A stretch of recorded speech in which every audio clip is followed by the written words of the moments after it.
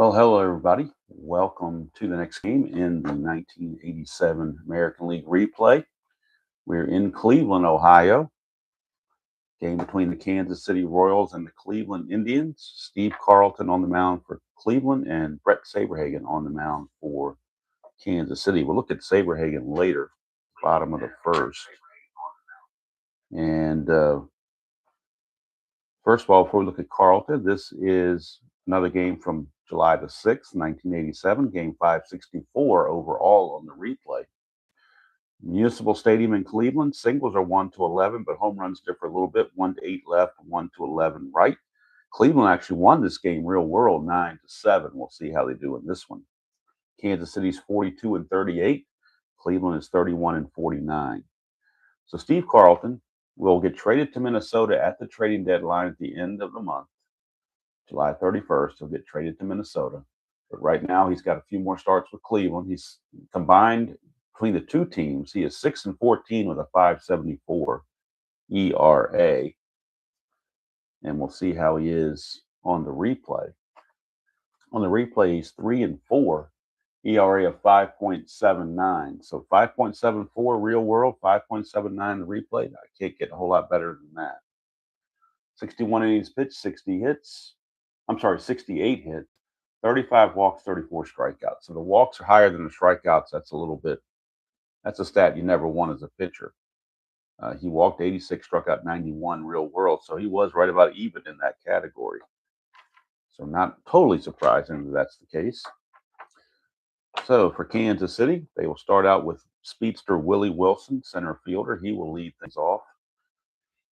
For the Royals, Wilson hitting 274 on the replay, 2 homers, 17 driven in. He hit 279 in the actual season. But before we throw the first pitch, we have the ceremonial first sip, which has always been it has been a tradition for a while now, and I like to keep it that way in the morning games. And that is some good coffee to start the day with. I'm actually behind on coffee. This is only my second cup. I've only had one cup this morning. I kind of overslept a little bit. So this is only my second cup. Usually I'm on my third cup when I come up here. So I'm one cup behind. So I took a double swig there since I'm one cup behind. Hello, Dominic. Good morning to you. Dominic for the Tribe. All right, here's Willie Wilson. Make sure I got everything in place so it's easy for you guys to see it. I think we're okay there. All right, here is Willie Wilson, switch hitter. It's a 3-9 against the lefty, and that's a base hit for Willie Wilson. So you know anything about Willie Wilson, he likes to run. So he's going to be trying to establish a good lead. He needs a 3 through 6 to do that. That's a 2, though, so chance for Carlton could balk. Carlton's balk rating is a 13. And Wilson will, in his dancing around first, will cause Carlton to balk. And doesn't even have to steal the base now. Carlton balks him over there free of charge. And now we bring up Kevin Seitzer, third baseman. Seitzer hitting 295 on the replay. 9 homers, 42 driven in. He hit 323 real world. It's a 2-6, and that's going to be a walk, and that's going to put runners on first and second. Nobody out. Royals have their top of the order guys on there. For the big guys coming up, Brett and Tartable. So George Brett stepping to the plate, hitting 274 on the replay, 8 homers, 19 driven in. He hit 290 real world. Lefty-lefty matchup, 2 veterans going at it. In fact, they faced each other in the 1980 World Series, and Carlton was with the Phillies. So they have a minor bit of history. 5-7 for Carlton. That's a 1 for a single. Anything else? And that will be lined to second baseman Bernazard. And that's exactly what Brett does. Lines it to Bernazard. Everybody gets back. No double plays or anything. Just a line out to second base, 1 away. And that brings up the cleanup hitter, Danny Tartable. Tartable on the replay is hitting 313, 18 homers, 54 driven in. He hit 309 real world. 1-6 for Tartable, struck him out. Carlton gets the first strikeout, trying to pitch out of the mess. And it's going to be the venerable Frank White. Up in a clutch situation for White. And in the clutch, White will lose a hit on 312. Everywhere else, he is neutral. White on the replay is hitting 231, 10 homers, 28 driven in. He hit 245, real world. That's a 3-8 for White, and he's going to ground it to third. Jacoby makes the play, and Carlton pitches around the two first batters getting on base and gets out of the mess. We go to the bottom of the first. It is Kansas City nothing and Cleveland coming to bat. And on the mound for the Royals, right-hander Brett Saberhagen. We'll get the numbers on Saberhagen, both real world and replay. Saberhagen, real world, 18-10 with a 3.36 ERA for Saberhagen. On the replay, he's an even 8-8 with an ERA of 2.76. So he has definitely suffered from lack of support because he's pitching better than an 8-8 record would indicate. 134 innings pitched, 111 hits, 29 walks, and 84 strikeouts. Very good numbers for Saberhagen. Saberhagen is a -4 on his hold. He's a -3. And Larry Owen, the catcher, is a -1. Saberhagen's wild pitch is a 5. His balk is a 2. Larry Owen's fastball is a 4. So Brett Butler will lead things off. One of the overperformers in this replay, kind of the anti-Joe Carter. He's hitting 356 on the replay, 7 homers, 22 driven in. He hit 295 real world. And we get a 611, and that's going to be a ground ball pitcher X. Saberhagen is an E11, and he's a range of 2. So he's a 2 E11 for Saberhagen. 2 and 9, he'll get to that. E11 for a pitcher. We'll check out that number. Pitcher in E11, he has to avoid 3, 12, 15, 16, and 18. And I think 13 is just fine. Yep, no 13. There's 12 there, but no 13. So Saberhagen gets the ball quickly after a small juggle and then manages to throw Butler out one away. Good morning, Dan. I see now the new Strat-O-Matic sale has to do with the computer buying. I think you buy 3 seasons, you get 4 free or something like that. But that's $90. I mean, I don't need 4 computer seasons for $90. Sorry. I could get like 10 seasons at Action PC for the same price. So I will gently pass that by. Here's Tony Bernazard. Oh, well, let me I put in the result in the computer and didn't put it on the score sheet. That was kind of weird. All right, so that brings up Tony Bernazard. Bernazard hitting 234 on the replay, 9 homers, 35 driven in, at 250 real world. Bernazard, 5'10", and switch hitter batting left. That's going to be a walk.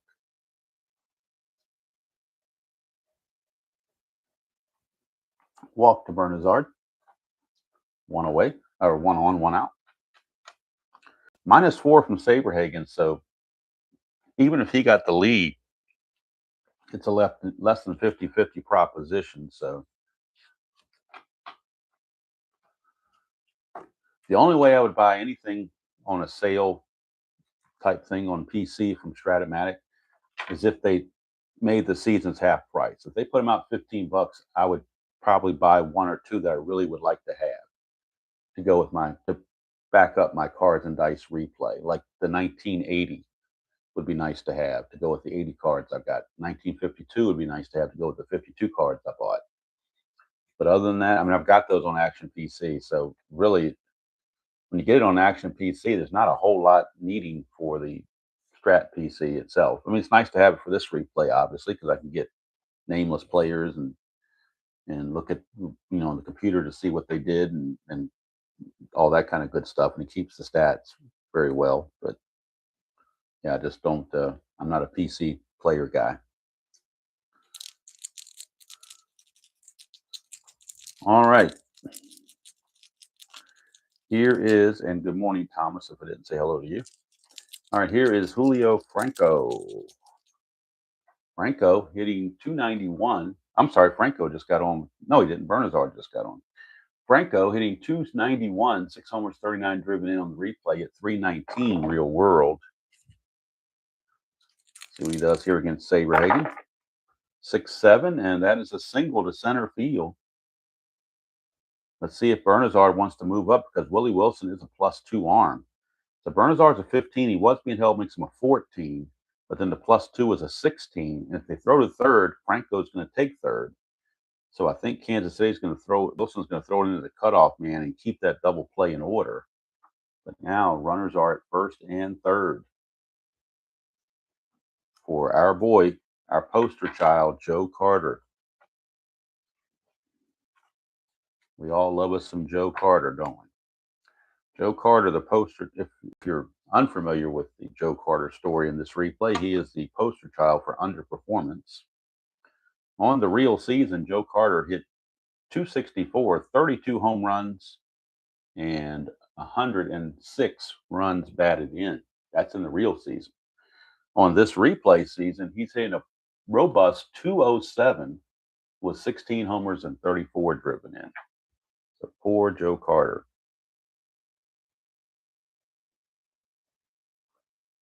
Saberhagen and the Royals will play back for a double play. Let's see, does Franco want to try to steal or get a jump? Franco might try to get a lead here. So he needs a 2 through 5. Doesn't get it, so it doesn't matter. All right, so the infield's a double play depth for Joe Carter. That is a 3-4 for Carter, and that is a hit by pitch. So Saberhagen plunks him, and that will load the bases. And that brings up Pat Tabler. I think he used to be known as Mr. Bases Loaded back in the day. He would always do well bases loaded. However, that does not translate to clutch in here because bases loaded, if it's less than 2 outs, is not a clutch situation per se.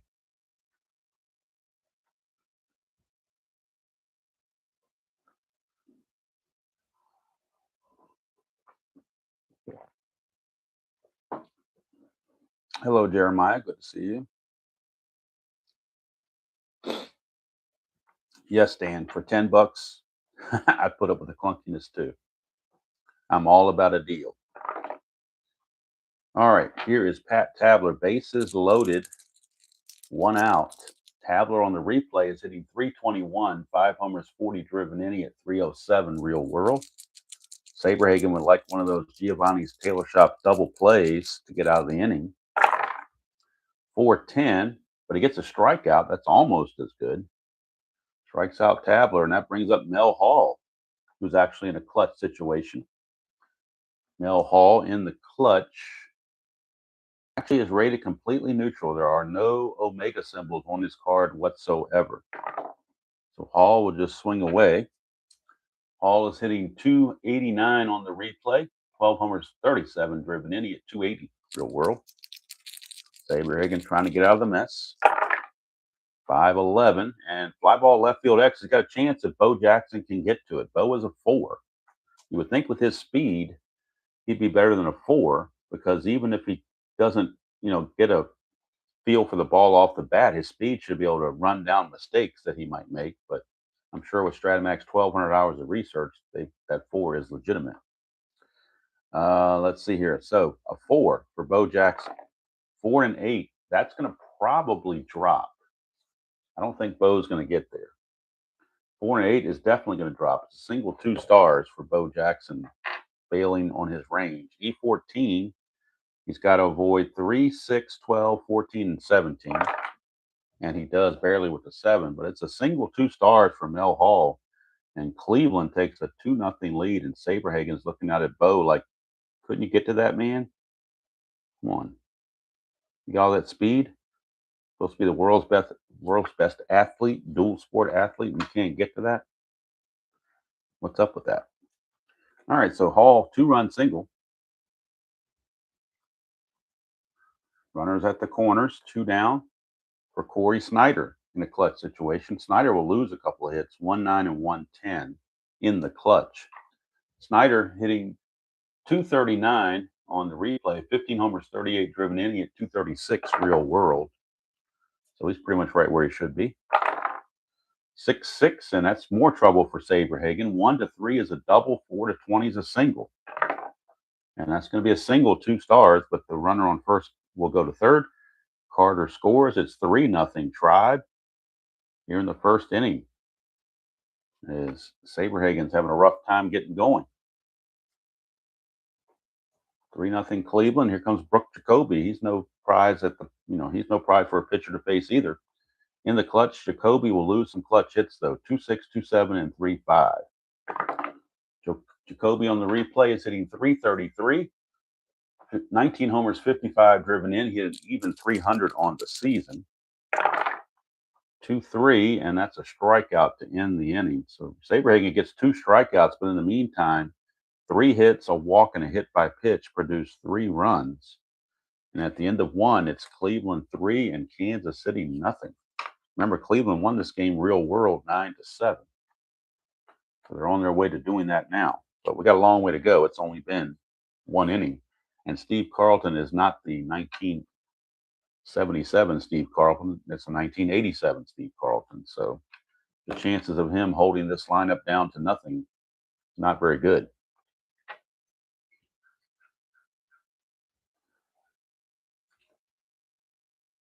Dan, I definitely agree with that. Definitely agree with that. Strat should focus on their cards and dice.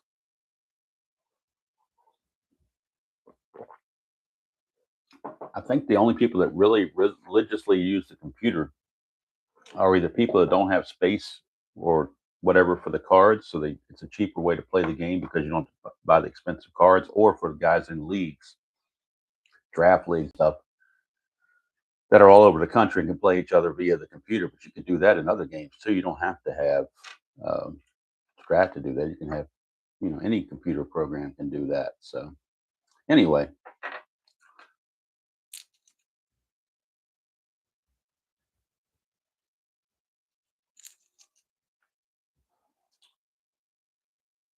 All right, so here's Juan Benitez to start things off in the top of the second. He is the designated hitter in this game. 275 on the replay, 6 homers, 29 driven in. He hit 251. I'm sorry. My eyes are, 251. Sometimes my eyes looking at the computer screen, not all that great. All right, 4-9 right-handed, and that's a fly to center. Brett Butler will haul it in. And I have a terrible time with my 8s for whatever reason. But it's an out nonetheless. Now here comes Bo Jackson trying to make up for not being able to get to that ball in left field. Bo Jackson hit 244 on the replay, 14 homers, 37 driven in. He hit 235 real world. That is a 5-7, and that's going to be a walk. So Bo will walk, and he's going to try to get a good lead. He needs a 6 or a 7 to do so. And he does not get it, so he will hold. And here's Angel Salazar, shortstop. Salazar on the replay, hitting 218, 2 homers, 14 driven in. He at 205 real world. 2-8, and that's going to be a single. 1-2, line out 3-20, and that is a line out to short, 2 down.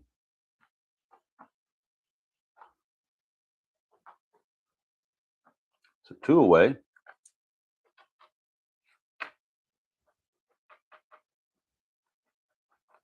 Now, I will say that on the Rockies replay, it would be nice to have the Strat computer. That way I wouldn't have to use the nameless players. I'd have that computer image on the screen for those marginal players, but I'm not paying that much money for a computer game. And then I'm also afraid that if I download a new version of the Strat computer game itself, even though I try to back this season up, something might happen to this, and I don't want to lose all that data. So I will not be buying a Strat PC game anytime any soon. So the one I have now is from 2023, or I got it 2024 for the 23 season. So I bought it in February of 24. So it's a little over 2 years old, 2.5 years old, and it's doing just fine for what I need it to do. All right, here is Larry Owen. Owen, the catcher. Not a very good hitter, as you might expect. Hitting 105 on the replay, a homer and 2 driven in at 189 real world. 1-5, and that's a ground ball to third, and Jacoby will handle it to end the inning. So one time through the order, Carlton has done pretty well for himself. 2 shutout innings. We will go to the bottom of the second, still 3-0 favor of Cleveland.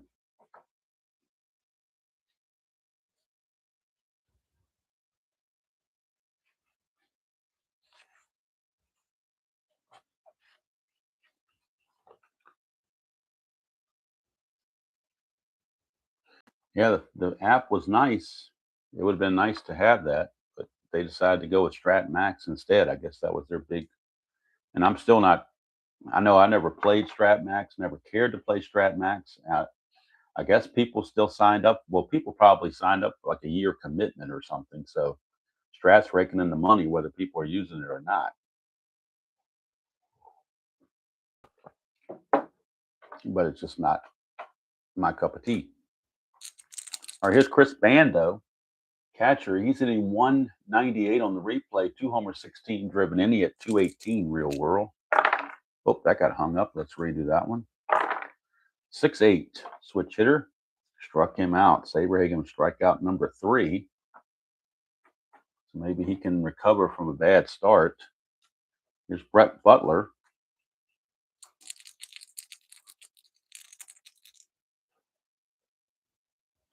I agree, Dan. I mean, the game itself to me is the best game out there, bar none. But the company practices are what make me shake my head sometimes. 5-10, and that is a walk. I don't know when Hal passes away whether that will change. Maybe we'll get new ideas in there or something. I don't know. Remains to be seen. Butler will try to get the lead. He needs a 2 through 8 or a 12. And he gets the 8. He's going to go. 15 being held as a 13. -4 is a 9. So it's only a 45% chance. But they got a 3-0 lead, kind of playing with house money. So 1-9. And he's out. Well, he'd been out no matter what the odds were when he rolled a 20. So Larry Owen throws him out. As Salazar puts on the tag. 2 away for Tony Bernazard. The 5-7, switch hitter batting left, and that's a 1-5 single. Anything else, he lines to second. And Frank White will snag it, and that will end the inning. So nothing doing for Cleveland. We go to the third. Still 3-0 Cleveland over Kansas City.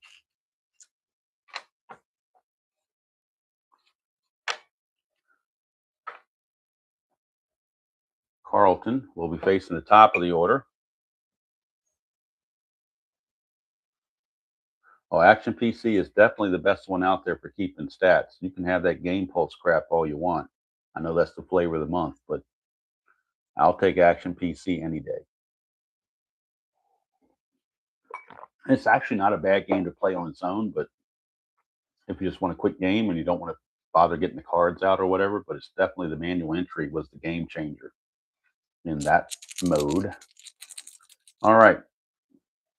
So Bernazard lined out to second to Frank White to end the inning. Now we start the top of the order. Willie Wilson singled, went to second on a balk, but got stranded there.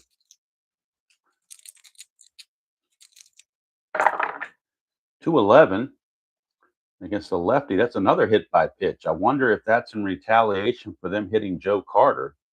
Now, warnings have been issued to both benches because we had Joe Carter hit in the first, and now Willie Wilson gets hit here in the top of the third.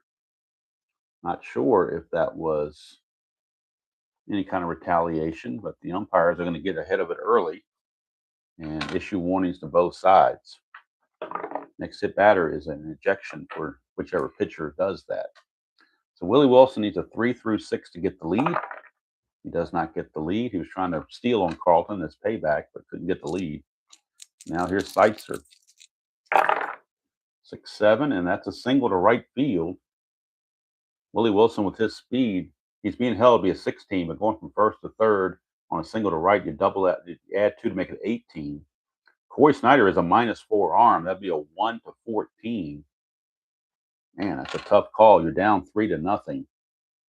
1 to 14. You could go there. Seitzer would take second on the throw automatically. You know what? He's going to third. And Snyder's going to throw it in to keep the double play in order. You don't want second. Last thing you want is second and third, nobody out. They'll give them the extra base to prevent that from happening. So runners at the corners, nobody out for Kevin Seitzer. Does not get the good lead, so he'll hold. And here's George Brett. Infield looking for the double play. 1-8 for Brett, and they get that double play right on cue. Right on cue. George Brett, 1-8 versus the lefty. You can see it right there up close and personal. Ground ball, shortstop A. That looks to me like a Giovanni's Tailor Shop, tailor-made double play. Giovanni's Tailor Shop in Lemoyne, Pennsylvania. If you're in the area and you have tailoring needs, be sure to stop by and see them. Tell them Demos sent you. They'll give you a discount. They are the unofficial sponsor of the channel, but the official sponsor of the Giovanni's Tailor Shop tailor-made double play of the game. So scoring is Wilson, no RBI given to Brett. And that's why you cut the throw and don't let it go through, because you keep that double play in order, and that's exactly what you do right there. You win the battle you lose the battle to win the war, so to speak. You concede the lead runner getting an extra base in order to get that double play and kind of pretty much get you out of the inning. It's 2 outs, base is clear, and you give up just the 1 run instead of a crooked number. Oh, and we got spam calls coming in left and right. That's what we needed. All right, so here's Danny Tartable. Base is clear now, 2 outs. And that is a 5-8, and that's a ground ball, shortstop X. Looking at Mr. Franco. It's a 2E26. Ooh, 2 and a 3. That's bad. He might not get to that. Oh, he does. 2 and a 3 is a G3, so he got to it. He's an E26. He's got to avoid 12, 17, and 18, which he does. So Franco makes the play to end the inning. Kansas City gets 1, but it could have been a lot worse for Carlton. That tailor-made double play certainly came in handy. And we go to the bottom of the third. Score now 3-1 in favor of the Tribe. And now Julio Franco will lead off against Mr. Saberhagen. That is a 6-6, and that is a double 1 to 3, single 4 to 20. Leadoff single for Julio Franco. Franco's going to try to get a good lead. Needs a 2 through 5. Doesn't get it. He'll hold. And here comes our boy Joe Carter. Let's see if he can redeem or get payback on being hit by the pitch. Oh, that went over the edge, so we're going to re-roll that. There we go. 1-5, and that is another Giovanni's Tailor Shop. Tailor-made double play of the game. 1-5, right-handed. Close up and personal on Joe Carter. 1-5 against the right-handed pitching of Saberhagen is a ground ball, shortstop A. And that is another Giovanni's Tailor Shop tailor-made double play. Induced by Brett Saberhagen, 6'4", It couldn't happen to a nicer guy than Joe Carter. So 2 quick outs. Any thoughts of a run scoring inning for Cleveland? Kind of went by the wayside. And here is Tablet. 5-4, and that's a ballpark single check. 1 to an 11. And they get a base hit, so a 2-out single for Tabler. Maybe they can get a 2-out rally going. We don't know. Mel Hall is the batter. He's got the 2 runs batted in on that 2-run single. His first time up. Hall not being held.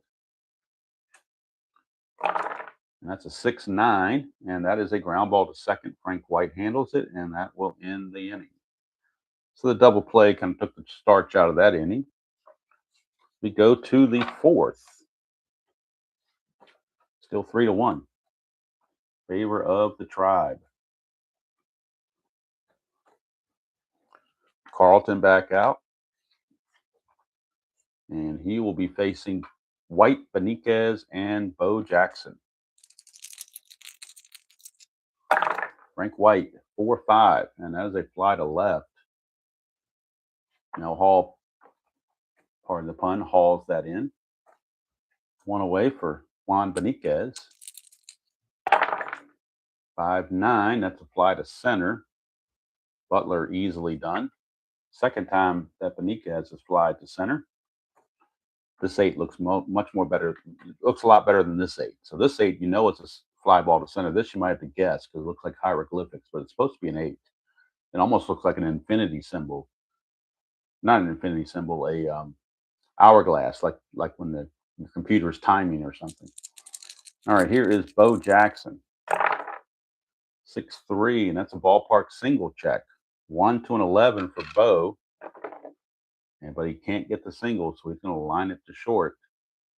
1-2-3 inning for Carlton. Problem with Carlton is the Cleveland bullpen is so bad that he can leave with the lead, but whether they hold it or not is a different story. So we go to the bottom of the 4th. And due up for Cleveland will be Corey Snyder.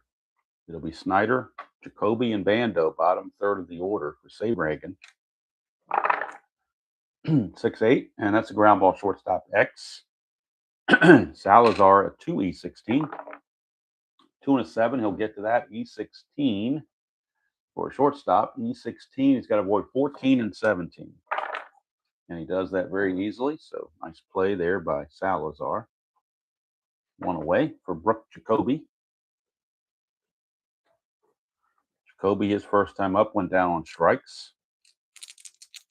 That is a 6-7, and that's going to be a single for Brooke Jacoby. Base hit. Base hit Jacoby, 1-out single. And that will bring up Chris Bando.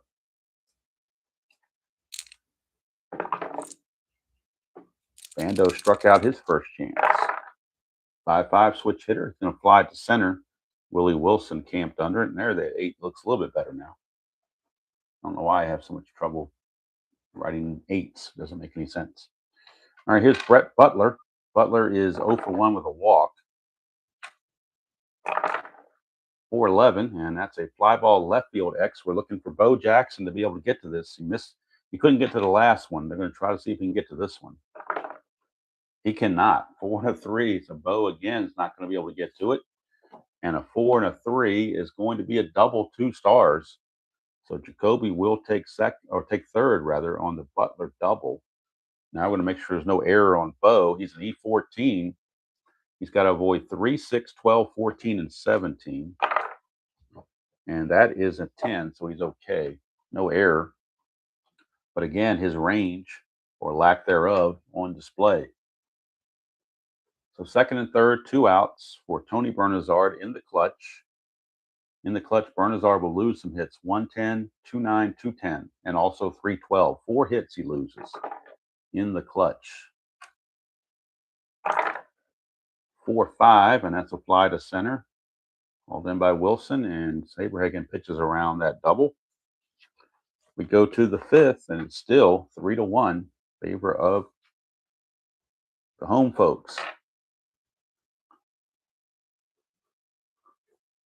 This is the fatigue inning for Steve Carlton. So keep an eye on that. He's going to face the bottom of the order: Salazar, Owen, and Wilson. And it's kind of interesting if you look at their lineup and you flip it over, you got Owen Wilson. That's, if you're into his movies, I don't know. He had a couple of good ones, I think. I don't need the D20. Nobody's on base. That was kind of silly. All right, here's Salazar. That is a 6-3, and that's going to be a ballpark single check. 1-11, and it's a base hit for Salazar.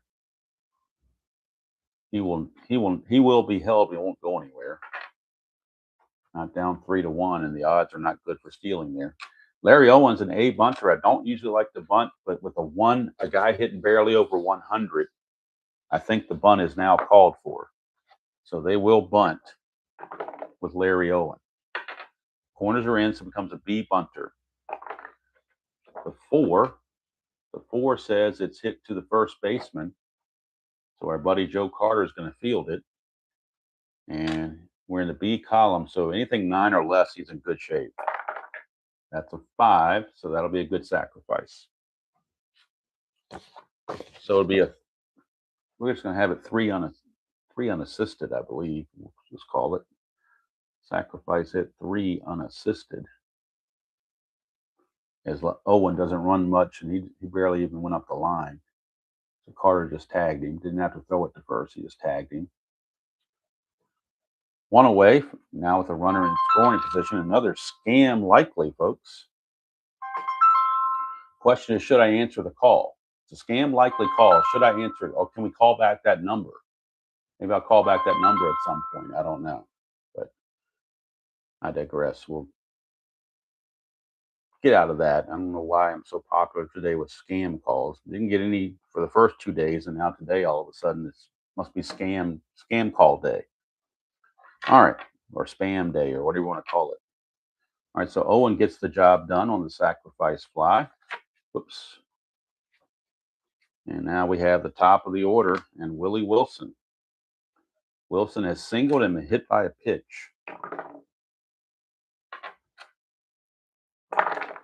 There's a 4-7, switch your batting right. That's a ground ball second base X.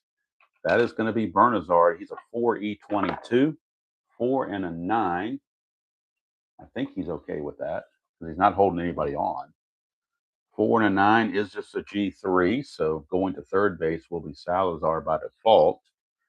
And then the error E22, he's got to avoid 12, 17, and 18. Which he does. So it's just a 4-3 ground out. Going to third base. Going to third base is Mr. Salazar. 2 down now in a clutch situation for Kevin Seitzer. In the clutch against the lefties, Seitzer actually loses just the 1 hit on 1-3. That's the only place he loses a hit. That's going to be a 5-2. It's a ballpark single check, 1-11, and the lead is cut down to 1 run. But 16, so it's a ground ball to first. Carter will get it and flip to Carlton's covering. And Carlton goes the mandatory 5 innings at least. He's still got some endurance for the 6th. And we go to that bottom of the 5th with the score still 3-1.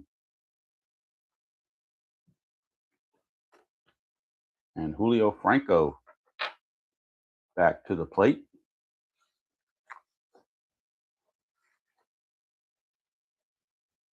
Yeah, Jeremiah, that is. I wonder if maybe Hal has a spy going on here or something. I don't know.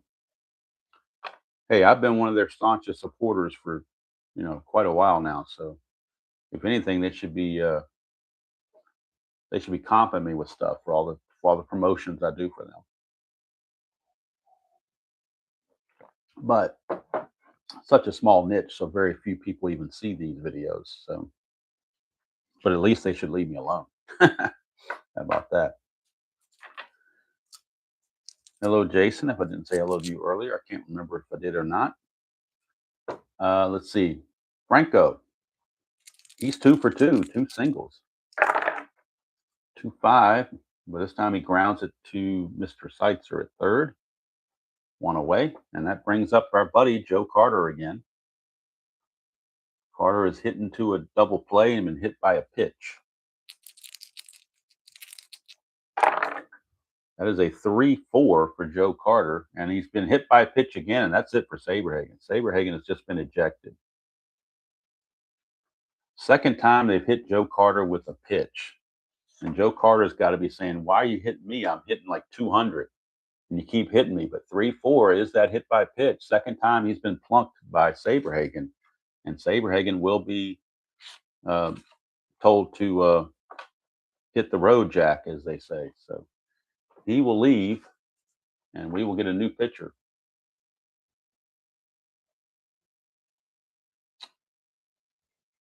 Oh, rubber. Yeah, well, I use rubber bands. They come in handy for other games, PDFs and stuff like that.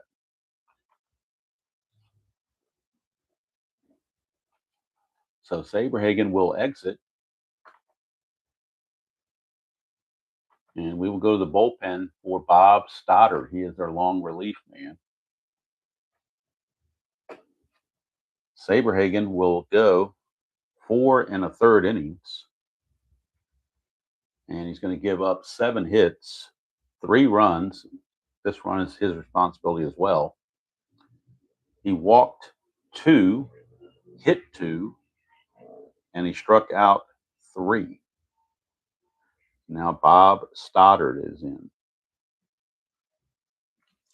And Bob Stoddard will get the numbers on Stoddard for both the replay and real world. Bob Stoddard, 1-3 with a 4.28 ERA in the real season. He also mustered 1 save. On the replay, he's 0-2 with a 7.59 ERA. 11 innings pitched, 15 hits, 8 walks, 7 strikeouts. So kind of a mop-up type guy, I guess you'd call him.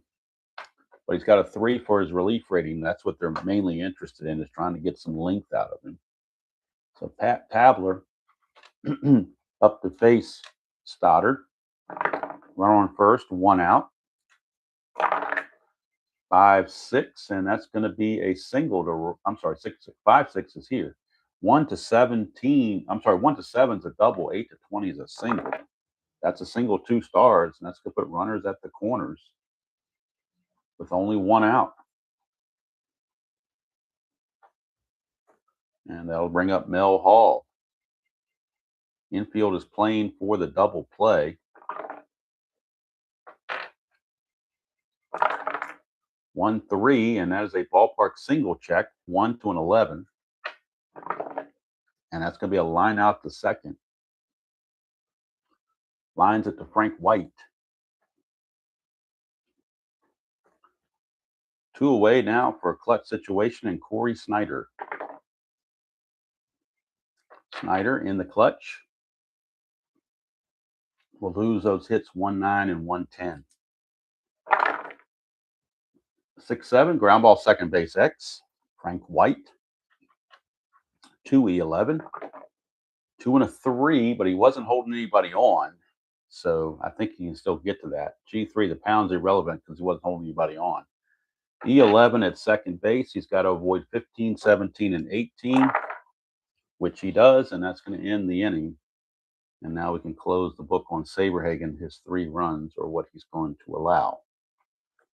So we go to the 6th inning with the score still 3-1. Cleveland over Kansas City. We're not getting the runs they got in the real game. The game being 9-7. Then we go to the top of the 6th for Carlton, facing Brett, Tartable, and White. Heart of the order, 3, 4, and 5 hitters. And another phone call. Boy, I'm just Mr. Popularity today. Maybe it's Dave Gardner calling me on his walk. I don't know. It's possible. Here is George Brett. 4-3, and that's a ground ball, first base X. That'll be Mr. Carter, 3E24. 3-20 is good all day long. E24. E24 is a 9, 12, 3, 15, and 18. And that's going to be fine with a 10. So Carter will get it and flip to Carlton covering. 1 away.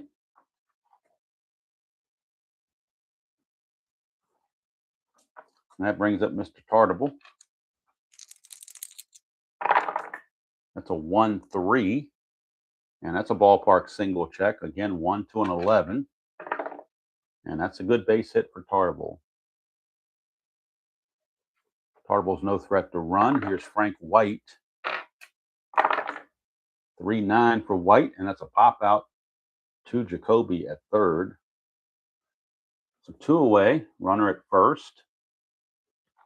And it's all up now to designated hitter Juan Beniquez. Beniquez is 0 for 2. He's flied to center twice. That's a 2. Chance for a balk or pass ball. Looking at a balk chance on Carlton, his balk rating His balk rating's a 13. He's already balked once in this game. This could be a second balk. How many times do you get a second balk out of this? But it's a 14, so he avoids the balk. Thank goodness for him. I didn't want to have a guy with 2 balks in one game. That would be kind of weird. But he will now face Benitez.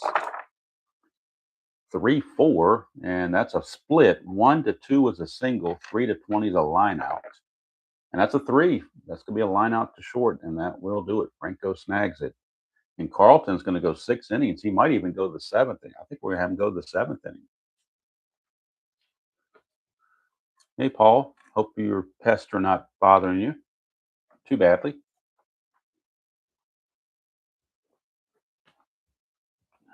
So now we go to the bottom of the 6th. Stoddard back out, and he'll be facing Jacoby, Bando, and Butler. Still 3-1. It's been that way since the 3rd inning.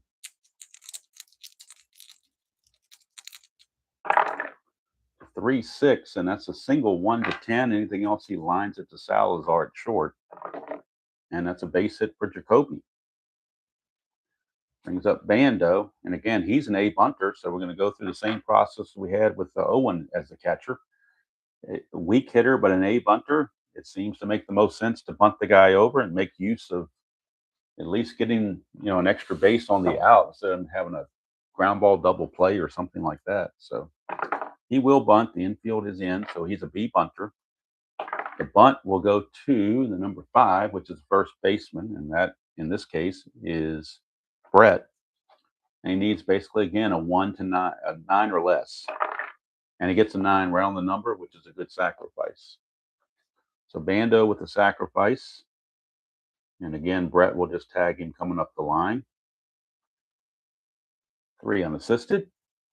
You're scoring at home, you should be. So 1 away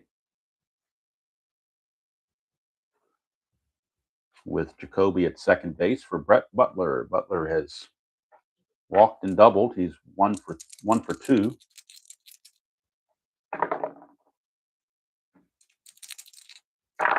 That's a 1-7, and that's a walk. He will draw another base on balls. So it puts runners at first and second with 1 out for Tony Bernazard. Does set up a double play if you're thinking about it from Kansas City's point of view as a positive. 3-10, and there you go. There we go. 3-10. Tony Bernazard against the right-hander on a 3-10. Ground ball, second base A. That's another Giovanni's Tailor Shop. Tailor-made double play of the game. And Stoddard is very appreciative of that. So that's going to be a 4-6-3 double play. Ends the inning. We go to the 7th. It's still 3-1. Carlton back out. There is some activity in the Cleveland bullpen. They do have a little bit of motion out there. Let's see I'll show you who the available pitchers are, by the way. One lefty, Ed Vandenberg, is available. Then they have Sammy Stewart, Mark Huseman, and Doug Jones. But I think Huseman, if I remember last time he pitched a couple of innings. So he's really like the last guy on the totem pole. So actually the guy they're looking at is Doug Jones. He can go 3 innings, even though he's a closer. He's an old man closer back then to go 3 innings. Soft tossing Doug Jones. He is loosening in the bullpen.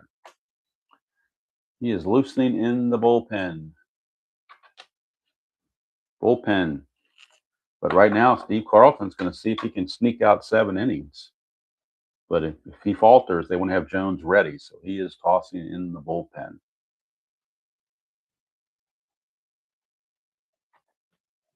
So now we got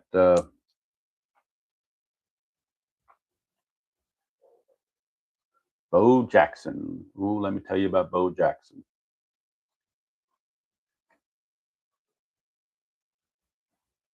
Bo Jackson has had a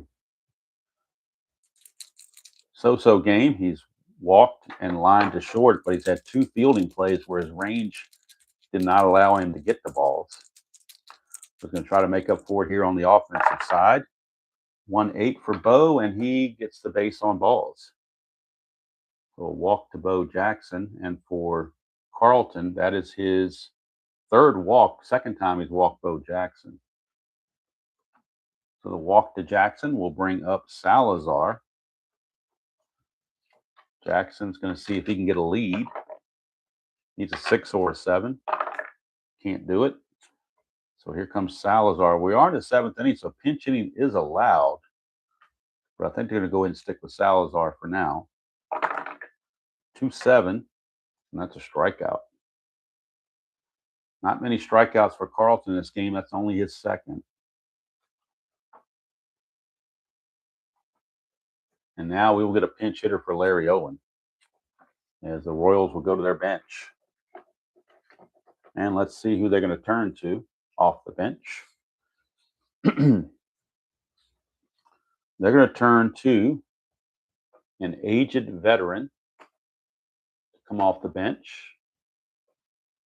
He's still around. He's still playing.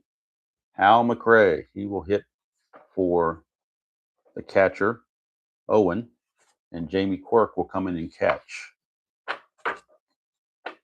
So Hal McRae, I haven't played him in a long time because he had a lot of it. He was kind of overused in his at-bats. But now I feel like since I hadn't played him so long, this would be the perfect Hal McRae situation. I didn't realize he actually played first base a little bit. That's kind of weird. You think of him as a DH, pretty much DH only. So McRae pinch hits here in the 7th. And then Quirk will take over as the catcher in the 7th.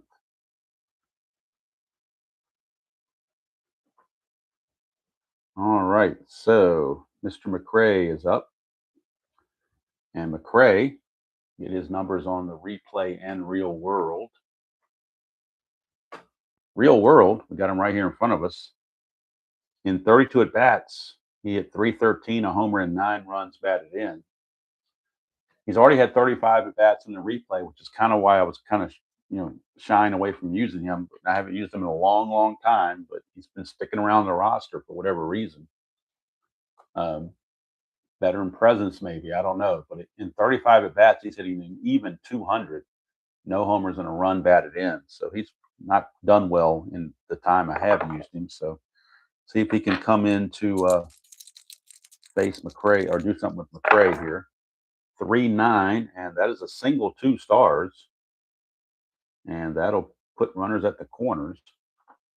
And that'll probably do it for Carlton right there. I think they will do it. That'll do it for Carlton. He'll be done. And Doug Jones will be coming on. So Carlton will go 6 1/3. 6 1/3 for Carlton. And Doug Jones will come on.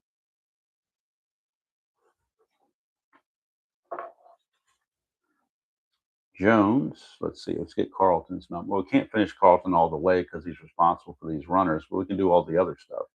He struck out 2, he walked 3, and he has given up now.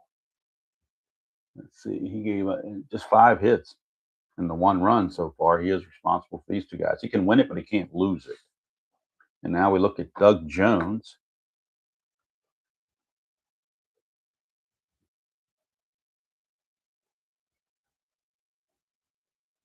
Paul, I do have them.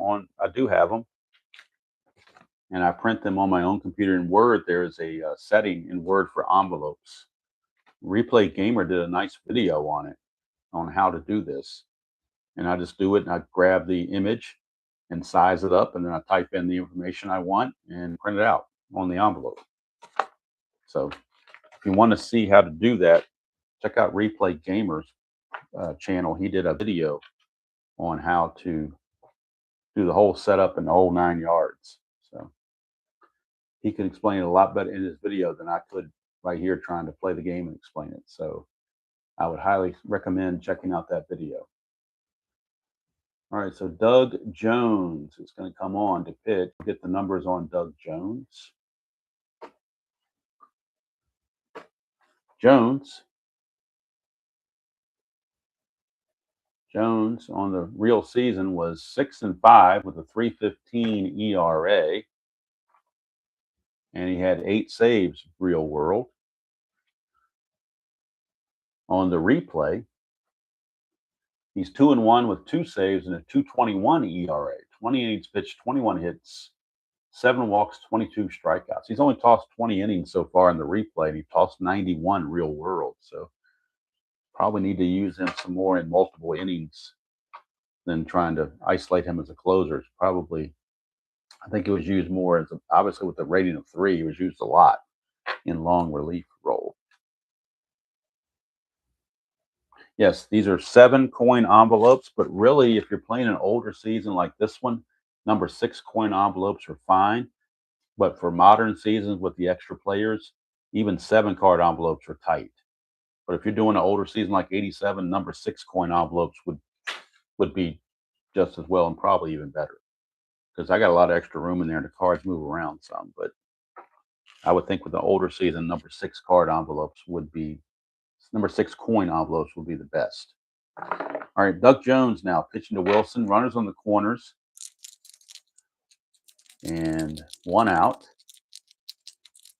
Infield playing for a double play. 2-8 for Wilson, and that's a single to left field.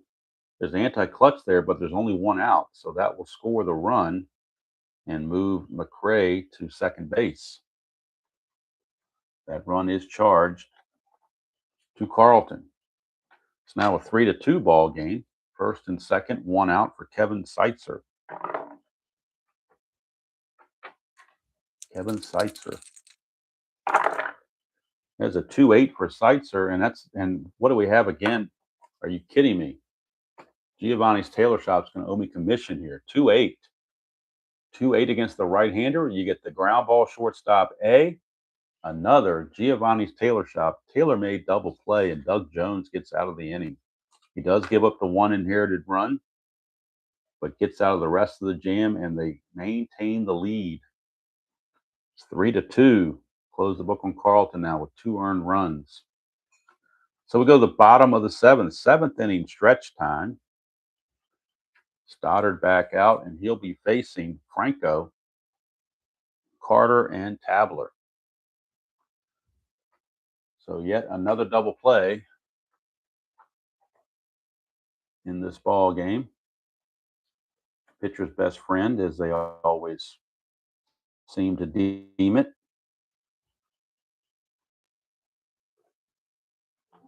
And now the computer is reminding me I need to put Jamie Quirk in as a catcher on the computer, or else I can't. We can't have Hal McRae catching, that's for sure. So Julio Franco, your batter, against Bob Stoddard.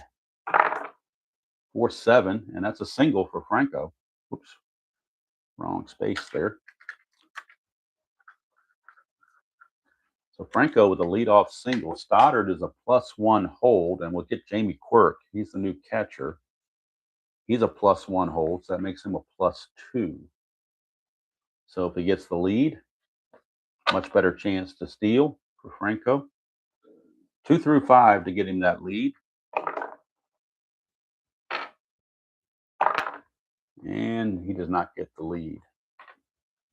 And speaking of envelopes and it being tight for the 7 coin envelopes, for the 25 season, I don't use those. I use these plastic sheets because they work better for me with all these cards. There's no way these cards are going to fit into a 7 coin envelope. If you do, and I know because I tried it with the 24 set, it just tore those on. Every time I pulled the cards in and out, just tore that envelope to pieces. So what I do is I put them in here into the plastic sleeve, and then just for the heck of it, not that it makes a difference, but I put a rubber band around them just like that, and that way the plastic sleeve will protect them. All right, so Julio Franco can't get the good lead, and now we go to our buddy Joe Carter. Paul, no, I have Facebook, but I use it mainly just to follow what other people are doing. I hardly ever I can't remember the last time I posted something on Facebook. And I definitely don't have any other kind of social media. I'm not very good at advertising my channel because I just don't do anything out there as far as going on Facebook and saying, hey, come watch my game or whatever. I just play. So if I was worried about getting a lot of views to the channel, I would I would not even do this kind of genre. I would go into talking about retirement, because every time I look at a retirement video that comes up on my YouTube, uh, on the suggestions, I look at the video and it's got like 50,000 views. So if I wanted to get a lot of views, I would just go in there and talk about retirement. But that's not my bag. So anyway, here is Joe Carter. And Carter, again, had an interesting day. He's been hit by the pitch twice, but that was by Saberhagen. So now let's see if Stoddard can avoid hitting him.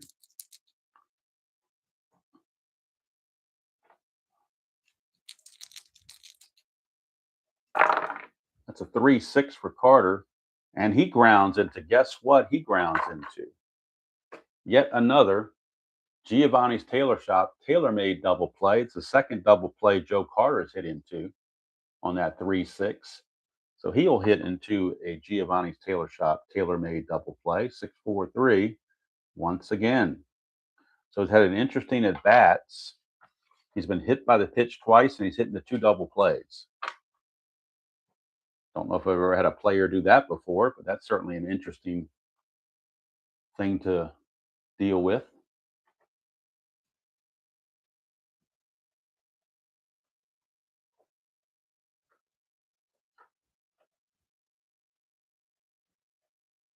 Oh, if somebody leaves me a comment, Dan, I'll certainly read it. I may not reply to it, depending on what it is. If somebody's asked me a question, I'll reply to it. But if it's just a comment about whatever, I might just put a heart on it to say that I read it or whatever. But I'm not the most chatty person in the world when it comes to that. All right, so 2 down, which is why I can never do what Gardner and them do with that digital to dice and all the chats and everything like that. Yeah, Paul, if you want to ask some questions, or you can email me. I mean, I got my email address I've given out several times, but I'll do it again. If you want to ask me some questions, I'll put my email address out there. Maybe where I have more time and I can write something out, think about what I want to say and write it out rather than. So there's the email address, and don't hate me because I still use AOL, but I do. So because I put the O in old school, I can't help it. Here is Pat Tabler. After the double play, 1-7, and he strikes out to end the inning. So we've played 7 here in Cleveland, and it's nip and tuck. It's 3-2. Much lower scoring than the original score of 9-7.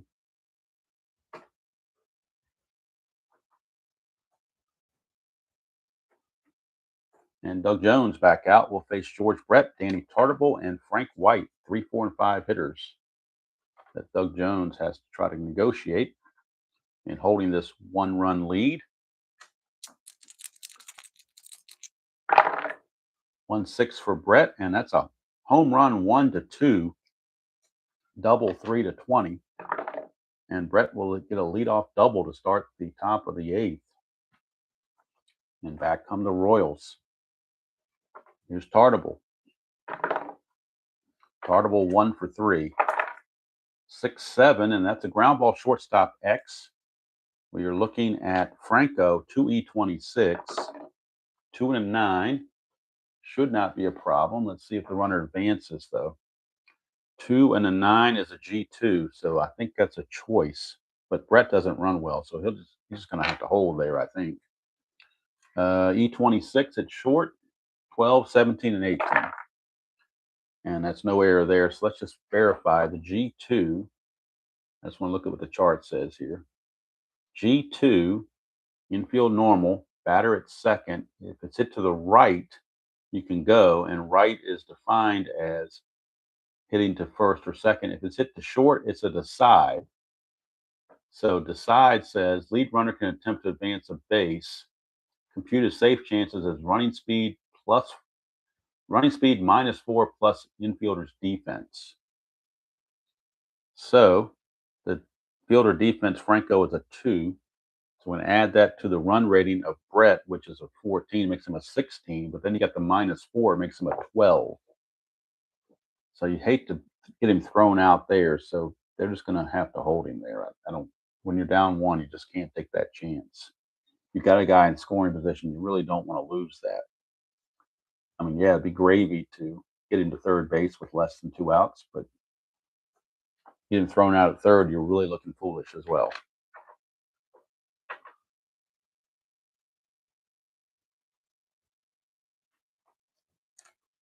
All right, here is Frank White. Jones to White.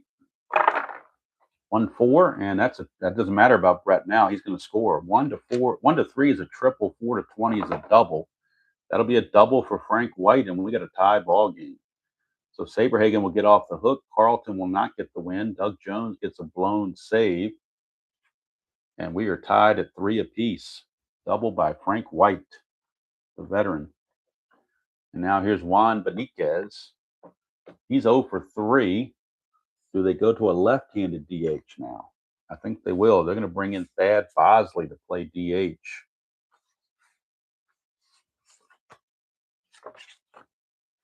And he will take over as the new hitter. Thad Bosley. So Bosley will do the pinch hitting. Solid hitter over his career, but in this replay, he's kind of struggled a bit. We'll bring on Bosley, see how he's doing. Doug Jones not doing so well right now because he realized he just blew the save.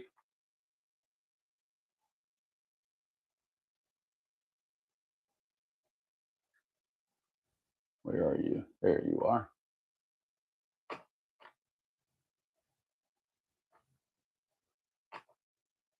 So Thad Bosley on the real season hit 279 in 140 at bats. On the replay, though, he's only hitting 163 and 98 at bats. 2 homers, 9 runs driven in. Like I said, he had 279 real world. So they're going off the real world numbers, not the replay numbers. So Jones trying to get out of it. 6-11. That's a ground ball first base X. That's Joe Carter. 3 E24. 3 and a 6. He wasn't holding anybody on, so he should still get to this. Should be a G3, and it is.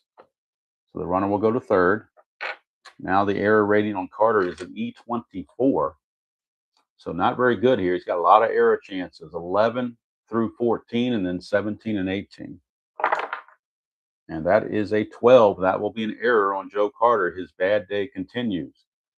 E3, Joe Carter. That's going to put runners at the corners.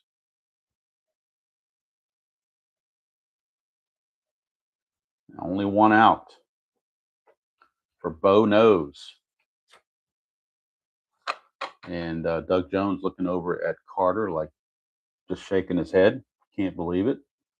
Says you're even pitiful in the field in this replay, much less at the plate. So here's Bo Jackson. Infield is in because Bo Jackson just doesn't hit into double plays. So they're going to play in. Jones probably looking for a strikeout here if he can get it. That's a 3-10. It's a single right field. There's an anti-clutch, but there aren't 2 outs. So the single to right field is good. And that will score the go-ahead run.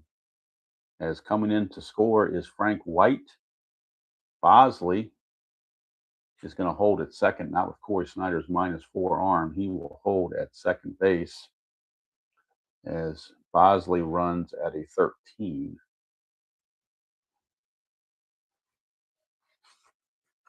So it'll be 1-12 if they wanted to send him, but I think they're going to just hold him at second base. So Bo Jackson gets the RBI single, puts Kansas City ahead. Salazar, that's a 2. And we're looking at a balk chance on Doug Jones. Let's see what his balk rating was. Now Cleveland has their bullpen going again as Doug Jones obviously not able to get it done. No wild pitch or balk for Doug Jones, so he doesn't have to worry about that. 4-3, and that's a fly ball left field X. Looking at Mel Hall, he's a 3-4. 3 and a 5. Boy, the defense just not helping out Doug Jones here at all. 3 and a 5 is going to be a single 2 stars. That'll score another run. It's unearned. Going to third is Bo Jackson. And now Hall, E4. He's got to avoid 3, 4, 15, and 18, which he does. But it's a base hit for Angel Salazar, as Mel Hall unable to get to that.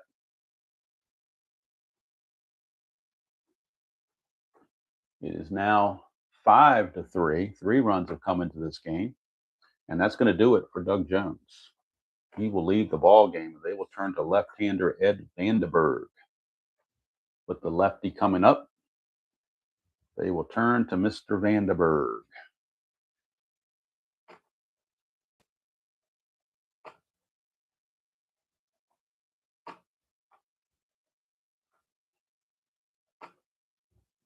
So Vandenberg will make his way in, and we'll get his numbers, real world and replay. In the real season, he was 1-0 with a 5.10 ERA and no saves. He's actually done better. This is actually a call I have to take. I'll be right back. Brett and Tartable against Vandenberg. 6-3 ball game. We'll get the final numbers on Stoddard, who did very, very well for himself. Stoddard, 3 2/3, 3 hits, 1 walk, 2 strikeouts. And I'm not sure if I'm bringing in Quisenberry or Farr. It depends on who's the most rested. And right now it's Vandenberg against Kevin Seitzer, top of the 9th. 6-3 ball game.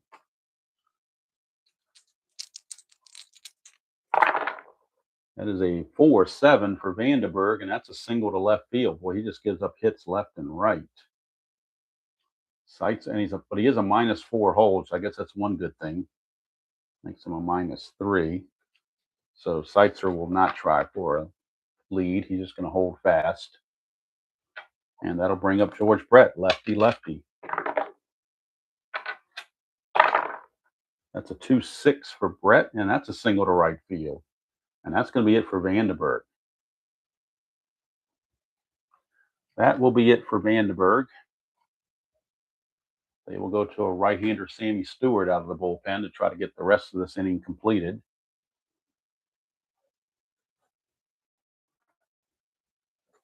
So we go to the bullpen for Sammy Stewart to face Danny Tartable.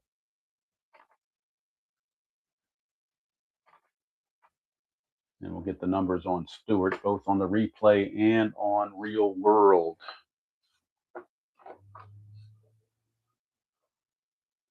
Dan, I guess what they call that in show business is a hot mic. I had a hot mic because I forgot this thing was still attached. And I guess that shows it's pretty good range because I went downstairs to take this phone call. And if you could hear that, that's quite a big difference from where the computer is upstairs. So must have some pretty good range is all I can say. All right, so Sammy Stewart facing Tartable. Stewart, Real World, 4-2, 5.67 ERA and 3 saves. On the replay, he's 0-0 with just 5 innings pitched, a 1.80 ERA, 5 innings pitched, 5 hits, 4 walks, 4 strikeouts. And here is Tartable. But that's one thing, if you're not used to wearing this thing, you can not realize you have it on. So here's Tartable. 3-7, and that is a walk, and that's going to load the bases.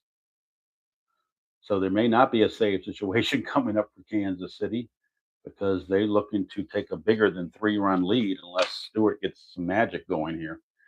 Bases are loaded, nobody out for Frank White. Infield has to play for a double play. They can't afford to give up more than 3 or 4 runs. 1 run is bad enough, but with the bases loaded, nobody out, you kind of have to try to get outs when you can. Actually, you know what? They're going to play in. I take it back. They're going to play in. 5-10. It's ground ball shortstop X. That's Franco, 2E26. 2 and a 10. 2 and a 10 is a G1. So we'll see what happens with that. And let's see here. He's an E26. 12, 17, and 18. No error there. So let's check out the G1. G1, bases loaded, infield in. It's a double play, 2 to 3. So it's going to be a 6-2-3 double play is how that will be scored. 6-2-2-3 double play. Oops, I'm sorry, wrong spot there. 6-2 is on the lead runner, not the guy at first base. 6-2 goes here for the out. Going to third is Brett. Going to second is Tartable. So that's an unusual way that turned out, but that's just the way it is. So it's a 6-2-3 double play. All right, so 2 down now for Thad Bosley. Clutch situation for Bosley. And Bosley will lose hits on 1-5, 1-9, 3-7. So 3 separate places he will lose hits. If Stewart can get out of this, it would maintain a safe situation for Kansas City.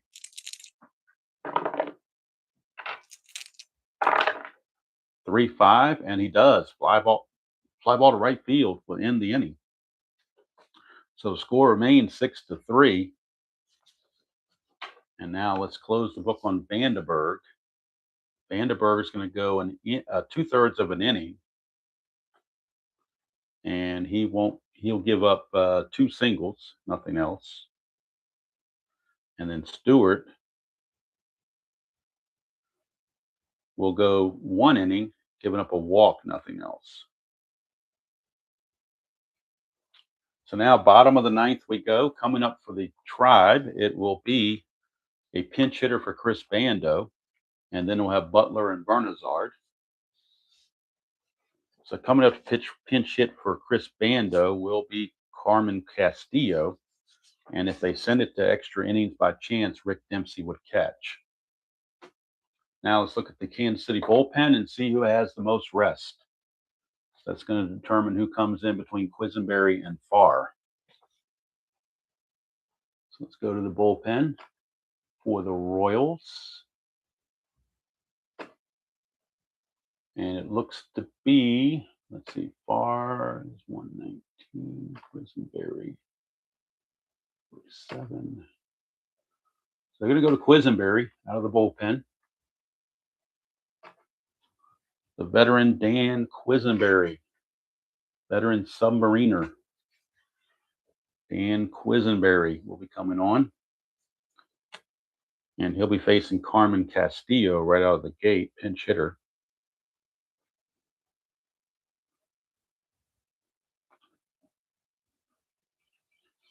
So we'll bring on Castillo to pinch hit as well on the computer.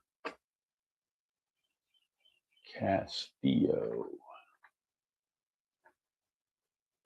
All right, so Quisenberry, real world, was 4-1 with a 2.76 ERA and 8 saves. On the replay, he's 4-3 with a 4.54 ERA and 7 saves. 36 innings pitched, 47 hits, 7 walks, 14 strikeouts. And the pinch hitter, Carmen Castillo, on the replay, Castillo is hitting an even 200 in 95 at bats, 4 homers, 11 driven in, at 250 real world. So here is Castillo.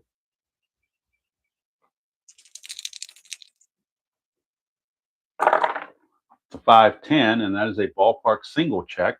I'm sorry, no, 5-10 is a catcher X, my bad. Catcher X is going to be Quirk. Let's see what Quirk's numbers are. He is a 4E10. So 4E10 for a catcher. That's a 3. 4 and a 3 for a catcher is going to be a ground ball because there's no chance of a wild pitch. But E10, 12 or 18 are errors. And he rolls a 12. Are you kidding me? The only errors on an E10 catcher are 12 and 18, and we roll a 12. Unbelievable. So that's going to be an E1 on a W/G, which just means runners to first base. So E2 on Quirk, and Castillo will reach on the one base error. Now both teams have committed an error in this game, and here is Brett Butler. Brett Butler, 6'8", lefty, pops him up to second base. Frank White is there, one away. Dan, is probably not that many QQs. I wouldn't think so. But I'm sure, obviously, it happened a lot in '87. Here's Bernazard. I mean, Quisenberry pitched 49 innings real world. At least a few of those had to be pitched to Jamie Quirk. Here's Bernazard, 6'8", and that's a pop out to second base. It'll never happen, but it would be very interesting if Franco could get aboard and then we turn over to a clutch situation with the game on the line to Joe Carter. Wouldn't that be interesting? But Franco would have to reach first. He'd have to get on base before that could happen. Forgot to put Quisenberry over here. But that would be kind of ironic if that were to in fact take place. That's a 1. So I'm going to check on the wild pitch rating of Quisenberry. And his wild pitch rating is 0, same as the balk. So no balk, no wild pitch. We'll go to Franco. That's a 5-10, and that's a fly to center to end the inning. So Joe Carter does not have to embarrass himself. But the Royals, with a come-from-behind victory over the Cleveland Indians, Quisenberry is going to get the save. This will be his 8th. And Stoddard will get the win. The loss will go to Doug Jones. We'll get his numbers and everybody else's numbers at the end. Nothing doing off of Quisenberry. So we'll go to the box score, finish up this game, and get you set up for tomorrow's game.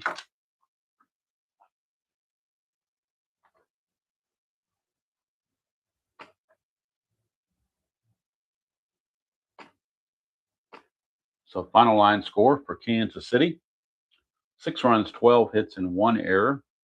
For Cleveland, 3 runs, 10 hits, and 1 error. Kansas City improves to 43 and 38. Cleveland 31 and 49. Doug Jones drops to 2 and 2 with that loss. It's also his second blown save. Winning pitcher Stoddard is now 1 and 2. He gets his first win of the season. So we flip the page over and go to the West Coast for the last couple of games on the week. And we're going to be in California for the Boston Red Sox and the California Angels. It'll be Roger Clemens against Jerry Royce. That'll be the pitching matchup tomorrow morning, roughly 9:15. Roger Clemens against Jerry Royce. So thank you all for everybody. Thank you for putting up with my call I had to deal with. I will go in and edit that out and delete that area for my own personal sanity, I guess, not realizing that happened. So I will fix all that. And that way people watch it later won't even know what happened. So thanks to everybody. Hope you all have a great rest of your day, rest of your Wednesday. Until next time, enjoy playing whatever game you choose to play, however you choose to play it, and we'll see you all down the road.